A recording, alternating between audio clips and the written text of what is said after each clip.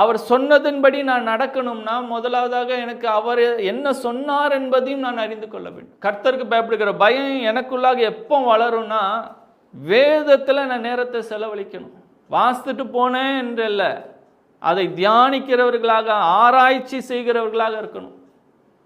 தெசலோனிக்க பட்டணத்தாரை காட்டிலும் பெரேயா பட்டணத்தார் நற்குண இருந்தது, நற்குணசாலிகள் என்று அழைக்கப்படுறார்கள். காரணம் என்னன்னா, பவுலே பிரசங்கம் பண்ணட்டுமே, பவுல் சொன்னபடி தான் வேதத்தில் இருக்குதான்னு இவங்க செல்ஃப் சர்ச் பண்ணாங்க. மெசேஜ் கேட்டு போனால் ஓகே முடிஞ்சு போச்சு, அவ்வளோதான் எனக்கு வேத அறிவுன்னு இல்லை.